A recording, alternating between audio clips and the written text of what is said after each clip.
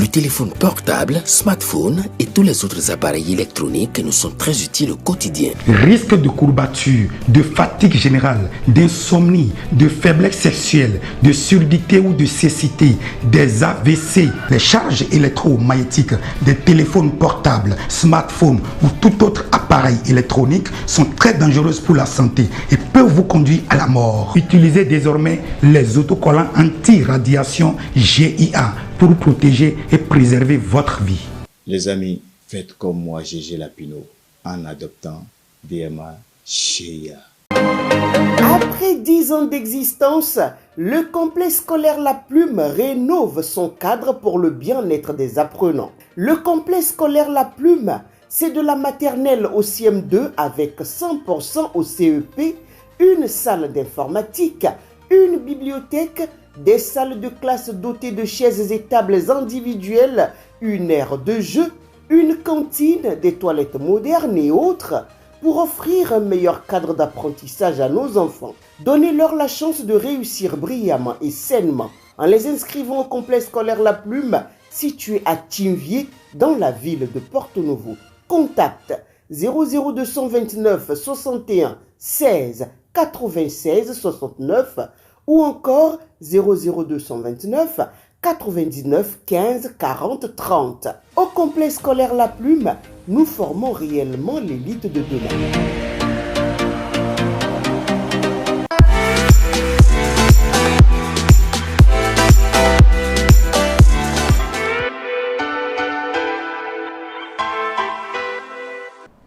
Nous sommes à l'heure de votre émission matinale Le Meilleur Réveil. Chers amis internautes, c'est un plaisir de vous retrouver pour le tout premier numéro pour le compte de ce mois de septembre. Tout le plaisir est pour nous. Nous démarrons donc tout de suite avec la toute première rubrique, la revue des titres avec Shamsadine Badarou. Shamsadine Badarou, bonjour. Bonjour Latifat Kouré.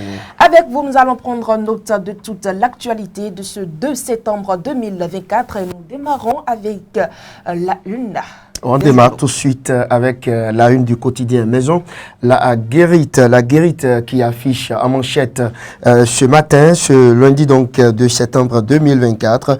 Malgré la lutte enclenchée par le gouvernement, le trafic des faux médicaments ne faiblit pas. Le journal poursuit et ajoute 2 petits points. Le premier point parle, titre donc « Traquer et décourager à jamais les trafiquants et les complices devient impératif. Des renseignements efficaces aux frontières pour atteindre les objectifs. » À la fausse manchette du haut du journal, soutien du bloc républicain aux élèves de l'OME, Adidiatou Matisse remet des kits scolaires aux parents. À la deuxième une, on peut lire dédicace d'Istel Amoussou parle de la BD Tata Adjache et à l'oreille du journal, 4e jour de décès d'El Hadj Abdul Razaki Radji. Hommage et témoignage ont marqué l'événement. Le quotidien La Guérite s'en va et cède sa place à Adjache News. Échiquier politique national, où situer réellement le mouvement libéral de Richard Boniworou, s'interroge Mas Gaspard Adiamansi. Il est dans du clair sombre selon certains opposants. Rencontre les 30 premiers lauréats du CEP 2024 de l'OME. Le président Vlavonou promeut l'excellence en milieu scolaire. Adjache News de Mas Gaspard Diamonsi s'en va. Et on retrouve ce matin l'opinion aujourd'hui. Hausse du niveau d'eau du fleuve Niger. Risque d'inondation imminent au Bénin. Le matinal. Collecte illégale de l'épargne publique au Bénin. Menace contre la tontine en ligne. Matin libre qui revient sur l'affaire Steve Amoussou et titre manchette, rentrée gouvernementale, sauver l'image du Bénin. Gaskiani Info, présence active sur les fronts politiques, social et diplomatiques. Pourquoi Lucas Trocco dérange, s'interroge mon confrère. Jack Pata, dossier frère Onvi, candidat Zanaï dénonce le silence du Bénin et exige la libération de Steve Amoussou. Fraternité à présent, rentrée gouvernementale, politique, éducation et santé, urgence et défis. Les chronomètres à présent, 24e édition des championnats nationaux de l'enseignement primaire sous le signe de la paix et de la cohésion sociale. Salimanou Karimou prône une relève de qualité. Le Figaro, protection des droits humains, que peut la Cour face à la lourdeur administrative? C'est une interrogation. On poursuit ce matin avec un événement précis qui titre à manchette: réalisation du marché régional des Glazoués. L'honorable Fagnon salue le pragmatisme de Tanon. Le Paraclet de Aubrignac-Kadia, réalisation d'infrastructures au Bénin, le gouvernement Tanon, mais le paquet. On passe à présent au quotidien Libération, Commission nationale des droits de l'homme. Patrice Tanon promulgue la nouvelle loi du coin info, invité sur Rodi de RTU sur les succès de l'opération à Wamé sécurisée. Le conseiller Olviga Avomakpe loue les efforts des commissariat de Boinko 1 et d'Agongoto. Voilà. On termine ce matin Latifat Kowenou avec le quotidien Maison La Guérite. En manchette ce matin, malgré la lutte enclenchée par le gouvernement, le trafic des faux médicaments ne faiblit pas. Traquer et décourager à jamais les trafiquants et les complices devient impératif. Des renseignements efficaces aux frontières pour atteindre les objectifs. Dédicace d'Istel Amoussou parle de la BD Tata Adjatche. À la fausse manchette du haut soutien du bloc républicain aux élèves de l'OME, Adidja Toumatis remet des kits scolaires aux parents. Et pour terminer définitivement, 4e jour de décès d'El Hadj Abdul Razak Radji, hommage et témoignage ont marqué l'événement. L'article est à lire dans les colonnes du journal La Guérite dans sa livraison de ce matin. Latifat Kowenou. Merci à vous, Shamsadine Badaro. Nous passons à présent à la présentation de l'actualité du matin. Malgré la lutte enclenchée par le gouvernement, le trafic des faux médicaments ne faiblit pas. Latifat Kowenou, c'est le quotidien La Guérite qui a donc donné l'information dans sa livraison de ce jour. Pour l'auteur de l'article, dans notre pays, le Bénin, le trafic des faux médicaments reste un fléau qui compromet la santé publique malgré les efforts considérables déployés pour l'éradiquer. La prolifération de ces médicaments de contrefaçon, souvent de mauvaise qualité et dangereux pour la santé, continue de mettre en danger donc la vie des Béninois. Malgré les campagnes de sensibilisation et les actions répressives menées par les autorités, le commerce illicite de ces produits pharmaceutiques persiste.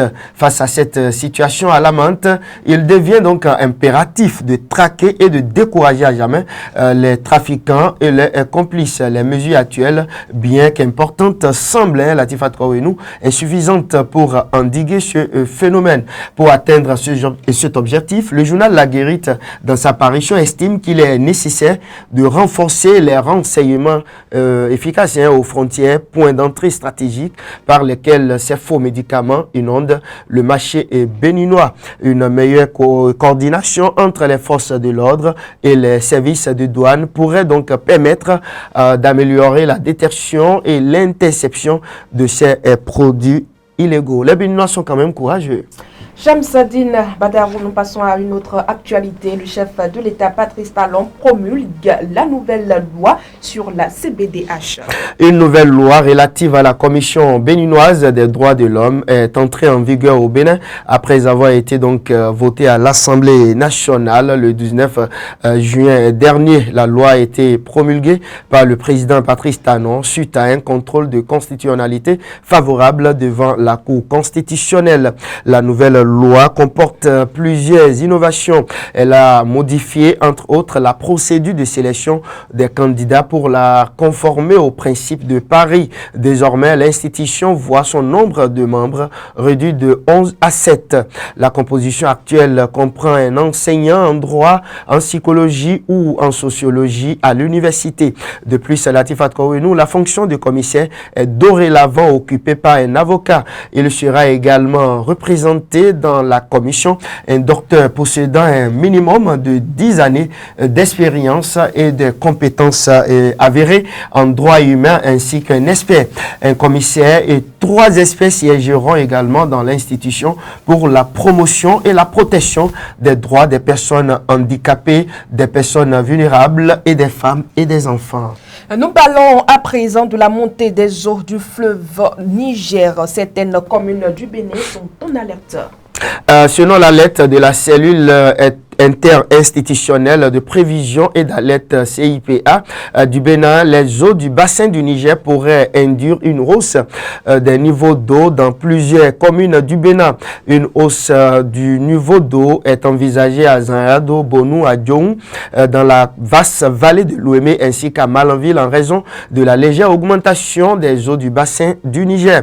Il est relevé un niveau constant de l'eau dans le bassin du Mono. Les populations des communes en alerte sont appelées à la vigilance durant la période du 26 août au 5 septembre 2024. La CIPA Bénin invite donc les habitants des communes de Malanville et de Karimama à déménager des zones inondées ou inondables du bassin du Niger. Le niveau d'eau est à 863 cm sur le fleuve Niger à la hauteur de Malanville selon le relevé à la date du 26 août. Les populations des Zanrado, de Bonou et d'Adioum sous risque donc doivent éviter les activités non sécurisées. Autre actualité à présent, 6 universités ont été fermées par la DGES. C'est désormais une réalité, Latifat Kowenu, pour non-respect de la réglementation. L'Institut supérieur de communication ISCOM, l'Institut universitaire africain du Bénin, Poma University, Triumphant University, EDCL et ELTC sont suspendus pour une période de 6 mois. Ces 6 universités fermées par la Direction générale de l'enseignement supérieur DGS du ministère de l'enseignement supérieur et de la recherche scientifique ont ouvert des filières sans autorisation ou créé des sections anglophones sans l'approbation préalable du ministère. Il a été également, Latifat Kowenu, constaté que certaines universités ont un personnel administratif inadéquat et des infrastructures qui ne respectent pas les normes minimales en matière de fonctionnement. Nous passons à présent aux actualités hors de nos frontières. Quelles sont les nouvelles de l'autre côté de l'Algérie? Les directions de campagne des 3 candidats à l'élection présidentielle du 7 septembre 2024 en Algérie donc jettent leur dernière force avant le scrutin. Le président sortant Abdelmadjid Tebboune, l'islamiste Abdel Ali Hassani Sherif et le socialiste Youssef Aouchiche multiplient les sorties pour convaincre les Algériens de voter pour leur programme. Les 3 candidats et leurs soutiens ont appelé à une participation massive à ce scrutin. Le candidat Abdel Ali Hassani Sherif du mouvement de la Société pour la paix MSP a souhaité que l'administration ne se mêle pas de l'opération électorale et laisse les Algériens choisir librement le jour du vote. Autre réalité de l'autre côté de la France avec le président Emmanuel Macron qui brouille les pistes avant l'annonce imminente d'un premier ministre. La nomination potentielle d'un premier ministre en France était attendue pour ce dimanche hier. Donc, finalement, c'est une série d'entretiens à l'Élysée qui a été annoncée. Bernard Cazeneuve doit rencontrer Emmanuel Macron dans la matinée de ce lundi 2 septembre. Aujourd'hui, après lui, ce sera le tour de Nicolas Sarkozy, François Hollande, tous deux anciens présidents de la République française, et Xavier Bertrand également dans la dernière ligne droite avant la nomination d'un premier ministre. Emmanuel Macron, comme vous venez de le dire, brouille-t-il les pistes? On se demande justement, et voilà, jusqu'au dernier moment, Emmanuel Macron veut entretenir le suspense. Un flou donc, c'est sa manière à lui de montrer qu'il reste le maître des horloges, mais aussi du jeu. Ces rendez-vous serviront certainement soit d'entretien d'embauche pour avoir, avec lequel des prétendants à Matignon, le président peut se mettre d'accord sur une politique avec des dossiers compliqués, soit des consultations doivent juste servir à éliminer les hypothèses en prenant les Français à témoin, comme Emmanuel Macron l'a fait avec la candidate du NFP, Latifat Kowenu. Et c'est l'essentiel à retenir de l'actualité de ce 2 septembre 2024. Bien merci à vous, Chamdine. C'est moi. Chers amis internautes, vous connaissez si bien les rubriques de votre émission. Ce n'est donc pas terminé, on se retrouve tout juste après ceci. À PZN Bar Restaurant, vous trouverez de la viande de brousse et des mets locaux. Votre bar-restaurant est situé à Porto Novo, quartier Doha, dans la Von ballons. Contact 00229 96 118 65 03. APZN Bar Restaurant, mangez sain, mangez bio.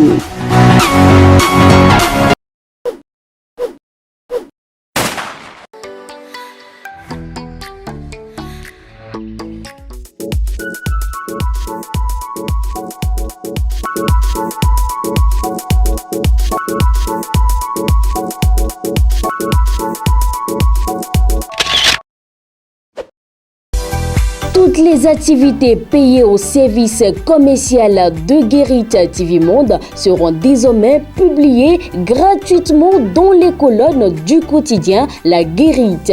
Pour plus d'informations, appelez le 00229 91 19 10 10. Guérit TV Monde, le leader des Web TV.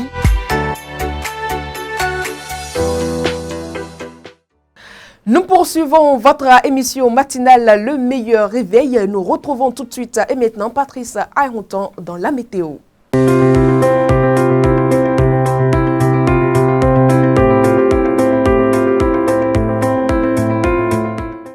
Lundi 2 septembre 2024, amis internautes de Guérit TV Monde, bonjour. Voici la page météorologique de ce jour dans la ville capitale.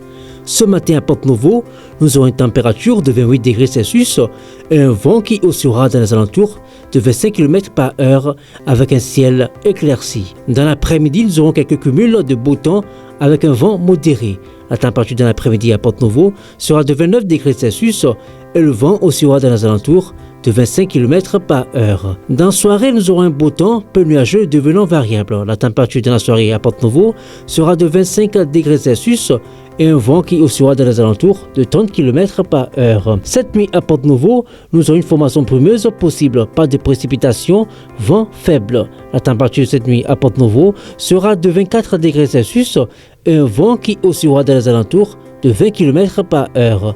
Excellente suite de journée à tous et à demain.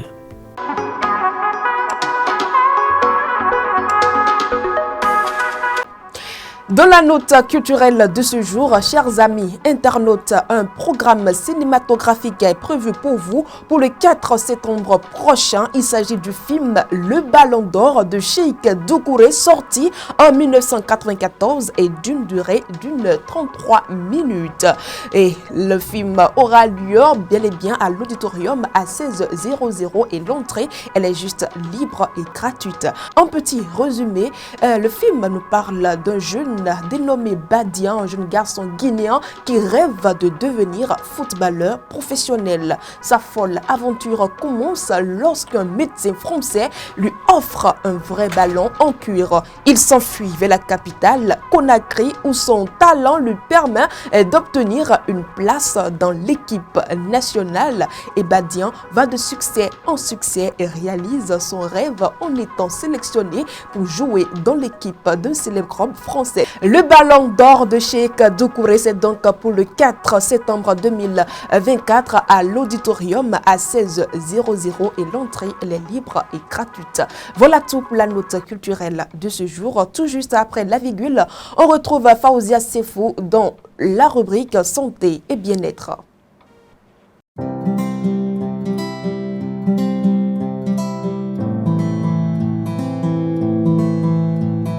La rubrique santé et bien-être de ce jour apporte toutes les notions nécessaires sur la palpation, une méthode d'examen essentielle en médecine. La palpation est une technique utilisée par les professionnels de santé pour examiner le corps en appliquant une pression avec les mains. Elle permet de détecter des anomalies, des masses ou des douleurs dans les tissus mous, les organes ou les os. En explorant la texture, la température ou la souplesse des zones touchées, les médecins peuvent identifier les signes de pathologie sous-jacente.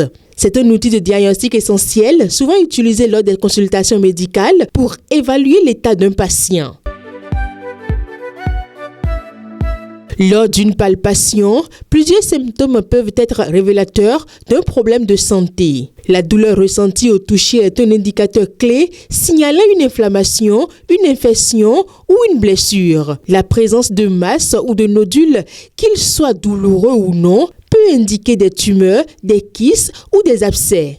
Une chaleur anormale sur une zone spécifique pourrait témoigner d'une infection. Des changements dans la texture de la peau, tels que l'épaississement ou la rigidité, sont également des signes à prendre en compte. Les anomalies détectées par la palpation peuvent avoir diverses origines. Les infections, qu'elles soient bactériennes, virales ou fongiques, peuvent provoquer des douleurs et des inflammations palpables. Les tumeurs, qu'elles soient bénignes ou malignes, se manifestent souvent sous forme de masse dans les tissus. Les traumatismes physiques comme les fractures ou les contusions peuvent être identifiés par une douleur locale ou un gonflement. Certaines maladies systématiques telles que l'arthrite ou des maladies auto-immunes peuvent également provoquer des signes détectables à la palpation. Le traitement des anomalies détectées par la palpation dépend de la cause sous-jacente. En cas d'infection, des antibiotiques ou des antifongiques peuvent être prescrits. Si une tumeur est découverte, une biopsie sera souvent nécessaire pour déterminer si elle est bénigne ou maligne et un traitement spécifique sera mis en place allant de la chirurgie à la chimiothérapie.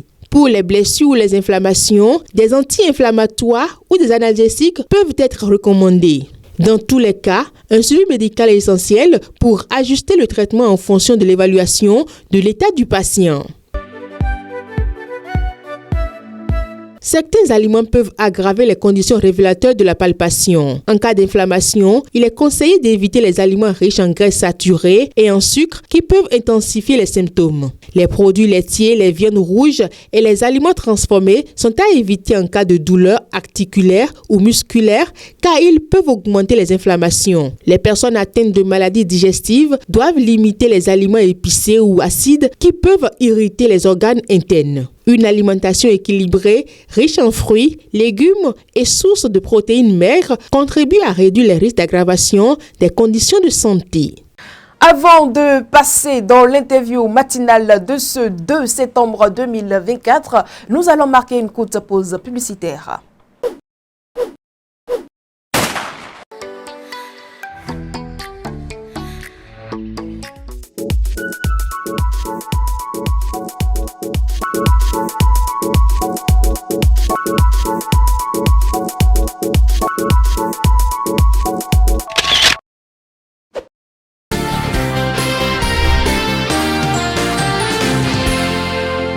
Je crois qu'aujourd'hui, les raisons sont là. C'est vrai que le coût de vie a changé et le prix des produits finis ont augmenté. Mais ce n'est pas une raison principale pour qu'on ne puisse pas respecter le poids du pain.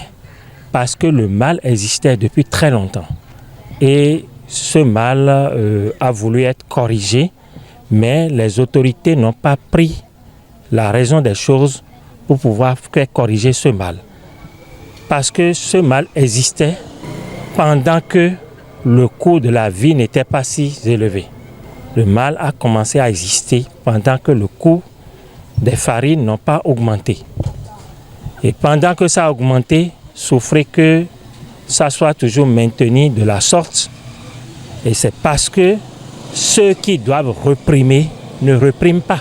Le ministère du Commerce qui est chargé de faire respecter et le prix et le poids, et le ministère de l'élevage, de la pêche qui est chargé de l'hygiène, de l'assainissement, le ministère de la Santé, tous impliqués qui sont chargés de la régularisation de ces assainissements dans le secteur, ne jouent pas leur rôle.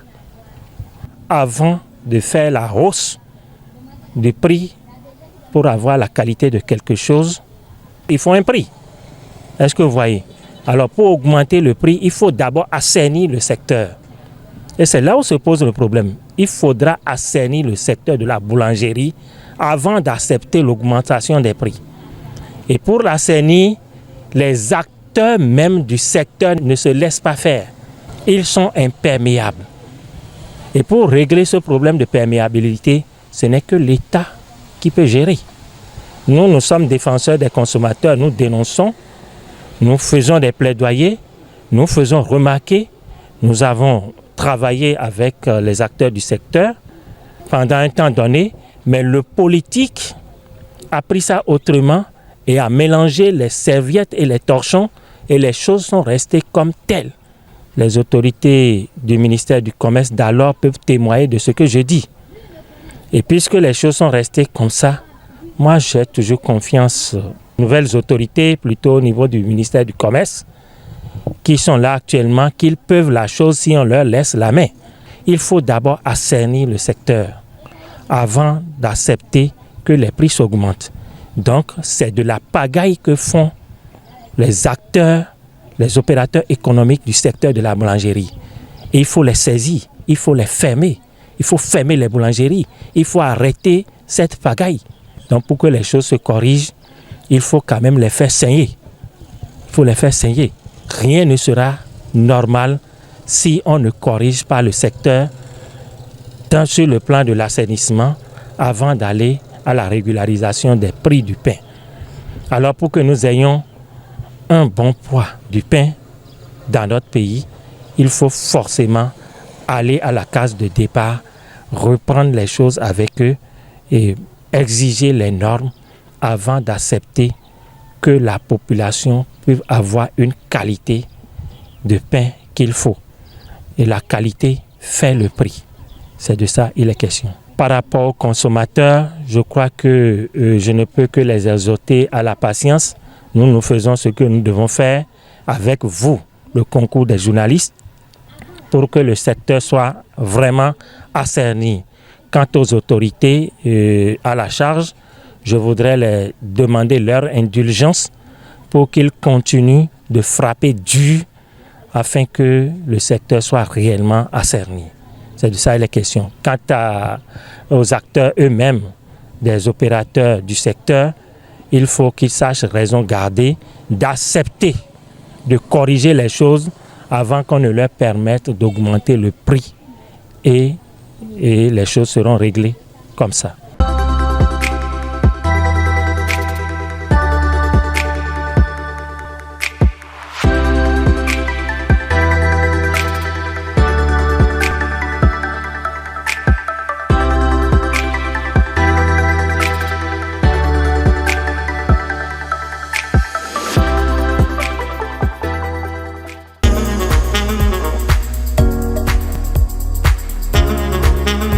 Dans le point cuisine, nous sommes à présent avec Faouzia Sefou. Faouzia Sefou, bien le bonjour. Bonjour à vous, Latifat Kaouenou. Après le week-end, on vous retrouve donc dans cette rubrique. J'espère que vous avez un bon plat pour nous. Bien sûr, Latifat Kaouenou, ce que je propose à nos amis internautes de Guérit TV Monde, que je salue au passage, c'est du jus d'oignon différent du yassa qu'on peut utiliser au petit déjeuner, au déjeuner ou au dîner. Jus d'oignon. Et pour nous qui ne mangeons pas l'oignon? Alors, vous allez vous abstenir, je suis désolée, c'est le jus qui m'a plu ce matin. Qui vous a plu? Oui, voilà. Pour ceux qui ne mangent pas d'oignon, je suis vraiment désolée. Ça fait la deuxième fois. Chers amis internautes, prochainement, je vous assure que nous allons changer de cuisinière qui nous fera des plats que nous allons tous aimer. Mais pour le moment, nous allons découvrir le jus de yassa. Non, le jus d'oignon. À ne pas confondre avec le yassa. Le yassa. Et ça sera accompagné de la viande de mouton ou viande de poulet.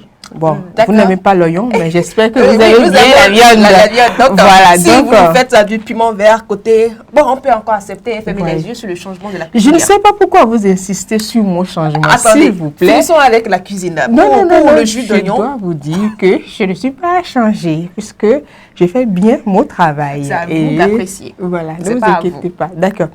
Alors, pour la préparation de notre jus d'oignon, on aura besoin des oignons, bien sûr, au moins 5 gousses d'oignons. D'accord. Ça dépend du nombre de personnes qui veulent consommer ce jus. De la purée de tomates concentrée, du sel, des épices, de l'huile.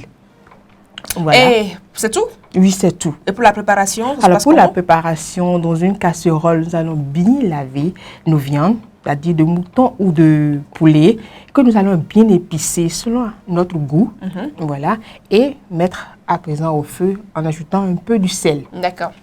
Voilà. Et on laisse sur le feu, on laisse mijoter. Pendant le temps de cuisson, nous allons nous occuper de notre oignon en découpant en lamelles ou en en forme D. C'est au choix en réalité. Pas, hein, Faoudia, c'est souvent quand on coupe les oignons à la main, là, vous savez, on pleure, les lames sortent naturellement. Vous avez certainement une astuce pour ne pas... Oui, d'abord même, quand vous coupez l'oignon et puis les lames sortent, c'est une manière de laver les yeux. C'est très bien. D'accord. Maintenant, si vous ne voulez pas, vous pouvez mettre de bûchettes d'allumettes dans la bouche et là, vous n'allez plus coller les lames. Sinon, c'est très bien de coller les lames, ça permet de laver, de laver les yeux. D'accord. Voilà. Nous poursuivons alors? Oui, nous poursuivons. Le temps de couper les oignons, la viande sera déjà prête et nous allons frayer ça et renverser l'huile de la casserole. C'est cette même casserole que nous allons utiliser pour faire notre jus d'oignon et nous allons mettre nos oignons, voilà, et